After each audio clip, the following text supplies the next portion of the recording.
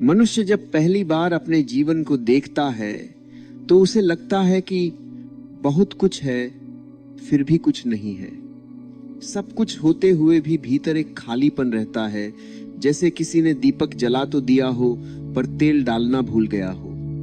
वो चलता है, बोलता है, हंसता है, रोता है, पर भीतर कहीं एक मौन प्रश्न लगातार सांस लेता रहता है।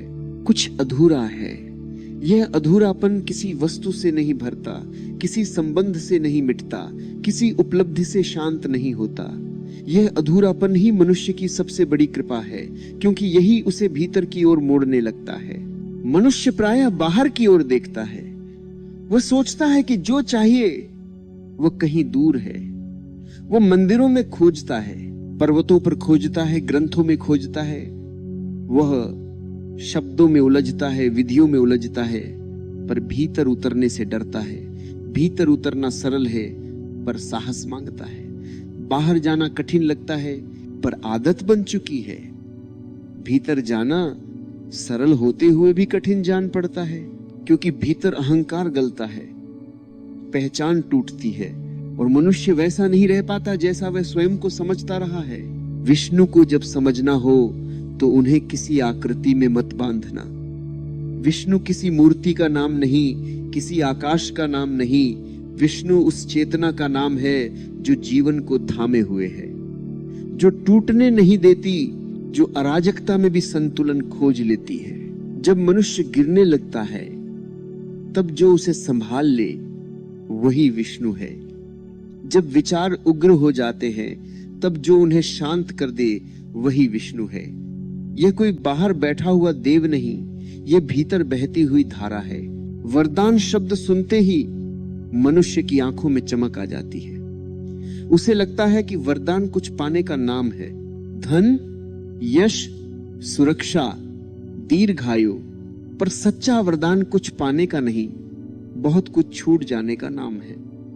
जब अनावश्यक गिरने लगे, जब बोझ उतरने लगे, जब मन हल्का हो जाए, तभी वरदान घटता है। विष्णु का वरदान कोई वस्तु नहीं, वह दृष्टि है। वह देखने का ढंग बदल देता है। वही जीवन रहता है, वही लोग रहते हैं, वही परिस्थितियां रहती हैं, पर भीतर कुछ ऐसा बदल जाता है कि सब कुछ नया लगने लगता है। मुख को हम केवल बोलने का साधन समझते हैं। हम सोचते हैं कि मुख शब्दों के लिए है, स्वाद के लिए है, पर मुख एक द्वार है। वह द्वार जहां शब्द जन्म लेने से पहले मौन रहता है, जहां स्वाद से पहले शून्य है, उसी शून्य में वह दिव्य स्पर्श छिपा है। वह स्पर्श जिसे पाने के लिए कहीं जाना नहीं पड़ता, बस ठहरना पड़ता है। जैसे ही मनुष्य ठहरना सीख लेता है, वैसे ही वह स्पर्श अपने आप प्रकट होने लगता है।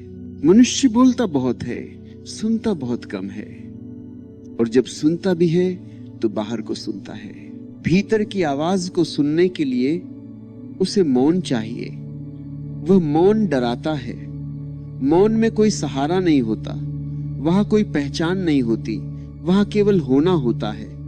और होना ही सबसे कठिन लगता है, क्योंकि हमने सदा कुछ ना कुछ बनने की कोशिश की है। किसी का बेटा, किसी का पिता, किसी का गुरु, किसी का शिष्य, पर भीतर के मौन में कोई भूमिका नहीं चलती।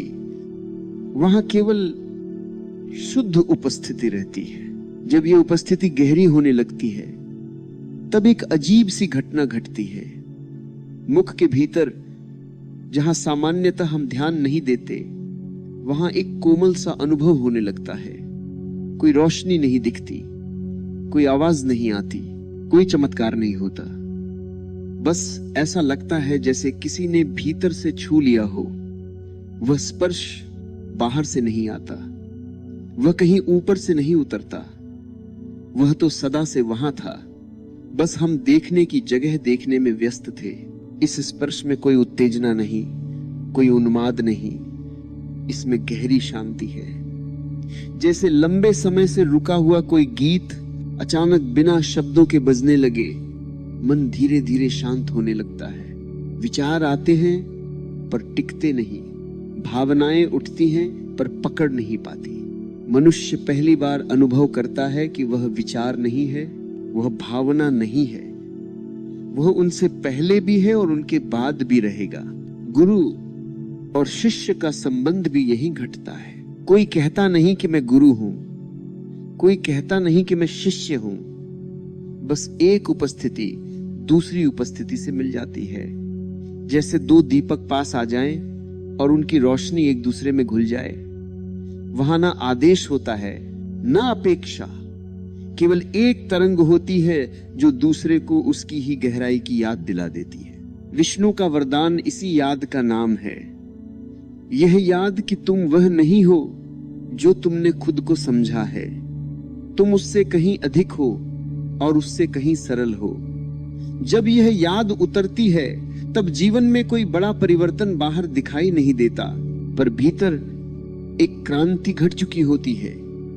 वही मनुष्य अब भी संसार में रहता है, पर संसार अब उसे बांध नहीं पाता। मुख में छिपा हुआ दिव्य स्पर्श कोई रहस्य नहीं, फिर भी सबसे बड़ा रहस्य है। क्योंकि वह सबके पास है, फिर भी कोई उसे खोजता नहीं। लोग आंखें बंद कर ध्यान करते हैं, लोग सांसों को गिनते हैं, लोग विधियां करते हैं, पर साधारणता से चूक जाते हैं। यह स्पर्श साधारण है, इसलिए असाधारण है। यह बिना प्रयास मिलता है, इसलिए दुर्लभ लगता है। जब मनुष्य पहली बार इसे अनुभव करता है तो वह चकित नहीं होता, बल्कि गहरे विश्राम में चला जाता है। जैसे कोई लंबी यात्रा के बाद घर लौट आया हो। वहां कोई प्रश्न नहीं उठता, कोई उत्तर नहीं चाहिए, केवल एक मीठा मौन फैल जाता है। यही वह क्षण है जहां विष्णु का वरदान घटता है। बिना घोषणा के, बिना शोर के, बिना गवाह के। और यह कोई अंतिम स्थिति नहीं, यह कोई लक्ष्य नहीं, यह तो बस द्वार है। एक ऐसा द्वार जो भीतर की यात्रा को सहज बना देता है। मनुष्य अब धीरे धीरे सीखता है कि जीवन को पकड़ा नहीं जाता, जीवन में बहा जाता है। जैसे नदी स्वयं रास्ता खोज लेती है, वैसे ही चेतना भी अपना मार्ग जानती है। इस अवस्था में न तो संसार से भागने की इच्छा रहती है, न संसार को पकड़ने की। दोनों छूट जाते हैं। बस जो है वही पर्याप्त लगता है। यही तृप्ति है, यही संतोष है, यही वह सुगंध है जो विष्णु के वरदान से फैलती है। और यह सुगंध शब्दों में बांधी नहीं जा सकती, केवल जी जा सकती है। जब भीतर वह स्पर्श पहली बार घट चुका होता है, तब मनुष्य उसे पकड़ने की कोशिश नहीं करता। सच तो यह है कि पकड़ने का भाव ही गिर चुका होता है। वह जानता भी नहीं कि कुछ विशेष हुआ है। वह बस इतना अनुभव करता है कि अब जीवन में जल्दी नहीं है। पहले सब कुछ जल्दी जल्दी था, बोलना भी जल्दी, समझना भी जल्दी, पाना भी जल्दी। अब जैसे समय की गति बदल गई हो, घड़ी वही है, दिन वही है, पर भीतर दौड़ समाप्त हो चुकी है। ये परिवर्तन बाहर से दिखाई नहीं देता। लोग वही मनुष्य देखते हैं, वही चेहरा, वही आवाज, पर भीतर कोई बहुत गहरी शांति उतर आई होती है। यह शांति किसी मजबूरी की नहीं होती, यह शांति किसी समझौते से नहीं आती। यह शांति आती है क्योंकि संघर्ष करने वाला भीतर से विदा हो चुका होता है। जहां संघर्ष नहीं, वहां शांति अपने आप है। मनुष्य पहले प्रश्नों से भरा होता है। वह हर बात का अर्थ पूछता है, हर घटना का कारण खोजता है। अब प्रश्न उठते ही नहीं। ऐसा नहीं कि उत्तर मिल गए हैं, बल्कि प्रश्न करने वाला ही ढीला पड़ गया है। जैसे किसी ने भीतर की गांठ खोल दी हो। अब जीवन कोई पहेली नहीं लगता, वह एक प्रवाह की तरह अनुभव होता है। मुख के भीतर छिपा हुआ वह स्पर्श अब कभी कभी स्वतः सक्रिय हो जाता है। कोई ध्यान करने बैठा नहीं है, कोई विशेष साधना नहीं चल रही है। कभी चलते हुए, कभी किसी को देखते हुए, कभी किसी पीड़ा के क्षण में अचानक भीतर एक कोमल तरंग उठती है। वह तरंग कुछ कहती नहीं, बस उपस्थित हो जाती है। उसी उपस्थिति में सब ठीक लगने लगता है, चाहे परिस्थिति कैसी भी हो। दुख आता है पर टिकता नहीं, सुख आता है पर बांधता नहीं। पहले दुख में आदमी टूट जाता था, सुख में खो जाता था। अब दोनों आते जाते हैं, जैसे आकाश में बादल आते जाते हैं। आकाश उनसे अछूता ही रहता है। ये अछूता रहना किसी कठोरता का नाम नहीं है, इसमें करुणा है, गहरी करुणा। पहले आदमी दुख में उलझता था, अब दुख को देखता है और देखने मात्र से दुख का भार आधा हो जाता है। विष्णु का वरदान अब किसी कथा का विषय नहीं रहता, वह जीने का ढंग बन जाता है। जैसे सांस लेना कोई विशेष कार्य नहीं, वैसे ही संतुलन भी अब कोई प्रयास नहीं। जीवन में असंतुलन आता है पर भीतर संतुलन बना रहता है। बाहर तूफान चलता है पर भीतर दीपक कांपता नहीं। मनुष्य अब दूसरों को बदलने की कोशिश नहीं करता। पहले वो उपदेश देता था, समझाता था, सही गलत बताता था। अब वो जानता है कि हर व्यक्ति अपनी यात्रा पर है। कोई तेज चलता है, कोई धीमे, कोई गिरता है, कोई संभलता है।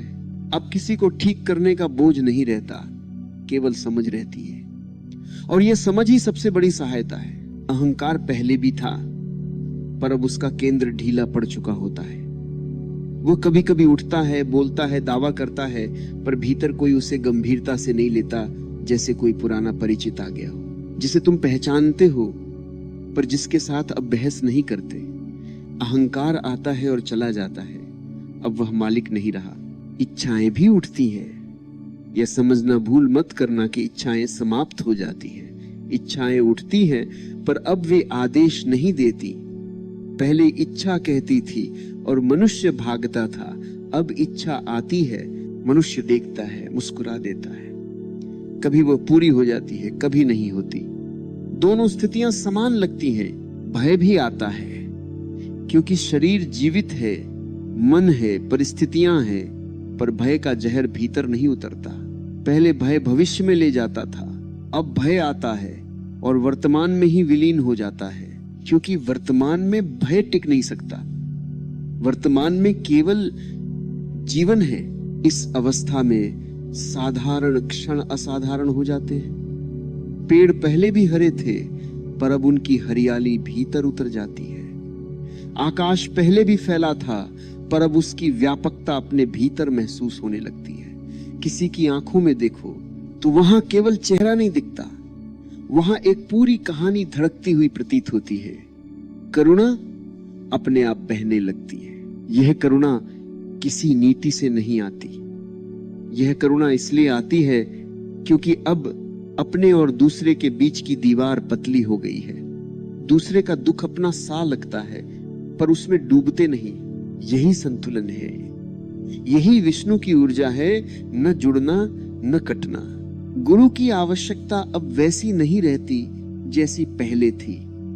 पहले गुरु सहारे की तरह लगता था, अब गुरु एक दर्पण की तरह अनुभव होता है, और दर्पण भी धीरे धीरे अदृश्य हो जाता है। क्योंकि जब देखना आ जाता है तो दर्पण की जरूरत कहां रहती है। शब्द अब बोझिल होने लगते हैं। पहले शब्द बहुत प्रिय थे, बोलना अच्छा लगता था, अब मौन और भी प्रिय हो जाता है। शब्द तभी निकलते हैं जब आवश्यक हो, वे दिखाने के लिए नहीं निकलते, वे प्रभावित करने के लिए नहीं निकलते, वे बस बह जाते हैं। इस अवस्था में कोई घोषणा नहीं होती कि कुछ पा लिया। जो पा लिया उसे बताने की इच्छा ही नहीं रहती, और जो बताने योग्य हो वह कभी बताया भी नहीं जा सकता। इसलिए मौन गहरा होता जाता है। ये मौन खाली नहीं है, ये मौन भरा हुआ है जीवन से, जागरूकता से। मुख के भीतर छिपा हुआ वह दिव्य स्पर्श अब किसी एक बिंदु पर सीमित नहीं रहता, वह पूरे अस्तित्व में फैलने लगता है। जैसे किसी बूंद ने पूरे समुद्र को पहचान लिया हो। अब हर स्पर्श में वही स्पर्श है। हवा का छूना, किसी का हाथ पकड़ना, मिट्टी पर चलना, सब में वही कोमलता है। मनुष्य अब धार्मिक नहीं रहता, पर भीतर से पूरी तरह आध्यात्मिक हो जाता है। उसे किसी पहचान की जरूरत नहीं रहती। न वह कुछ कहलाना चाहता है, न कुछ बनना चाहता है। होना पर्याप्त हो जाता है। यही सबसे बड़ा विश्राम है। जीवन अब समस्या नहीं लगता। पहले जीवन से लड़ाई थी, अब जीवन से मैत्री हो जाती है। जो आता है उसे स्वीकार किया जाता है, जो जाता है उसे रोका नहीं जाता। इस स्वीकार में कोई मजबूरी नहीं, कोई हार नहीं। यह स्वीकार जागरूकता से भरा होता है। अंत की ओर कोई विशेष निष्कर्ष नहीं निकलता, कोई संदेश नहीं दिया जाता, कोई शिक्षा नहीं बांटी जाती, क्योंकि अब समझ आ गया है कि सत्य सिखाया नहीं जाता, वो देखा जाता है, और जो देख लेता है उसके लिए शब्द अपने आप गिरने लगते हैं। ये पूरी यात्रा किसी भविष्य की ओर नहीं जाती, यह यहीं समाप्त भी नहीं होती, यह यहीं गहराती जाती है, हर क्षण में, हर सांस में। जैसे आकाश आकाश से बड़ा नहीं होता, वैसे ही यह अवस्था भी कहीं पहुंचने की नहीं है, यह बस होने की है। और जब यह होने की अवस्था गहरी हो जाती है, तब जीवन स्वयं एक आशीर्वाद बन जाता है, बिना मांगे, बिना चाहे। यही विष्णु का वरदान है, यही मुख में छिपा हुआ दिव्य स्पर्श है, जो सदा से था, जो सदा रहेगा।